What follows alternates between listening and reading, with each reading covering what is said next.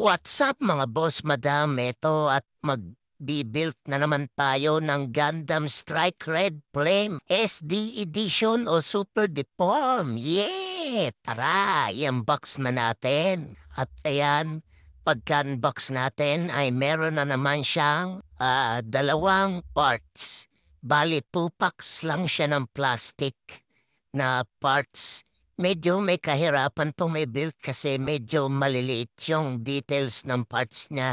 And then eto yung catalog niya. So ano pang hinihintay natin? Tara, simulan na natin yan. At bali second time ko na nga palang mag-build na itong Gundam. So medyo familiar na tayo sa mga parts kasi yung unang build natin ay medyo nalilito pa ako. So ngayon ay medyo may idea na ako kung paano siya buuin, kung paano siya pagsabay-sabayin. So bali dito sa unang parts bubuuin natin etong ulo. Lagi palang head ang unang binubuo.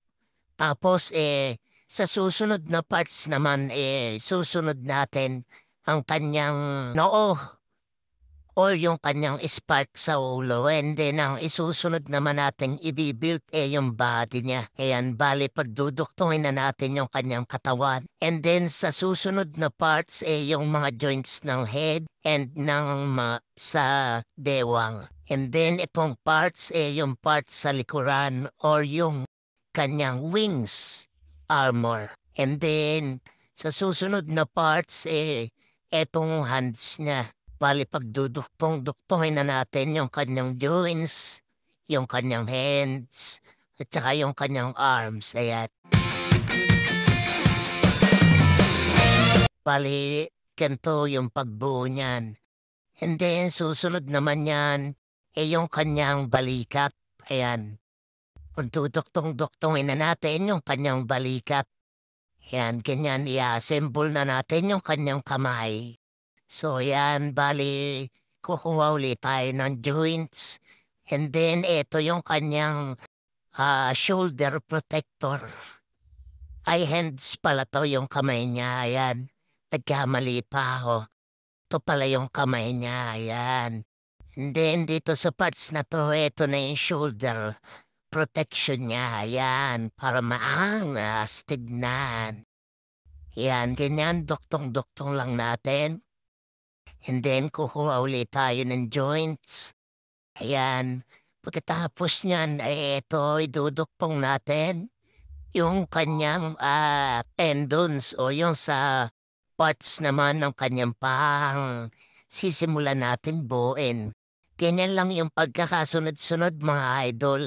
Uunahin natin ang ulo, sunod ang body, sunod ang katawan yon. Bali natuto na ako dun sa unang part natin sa Gundam Strike Freedom.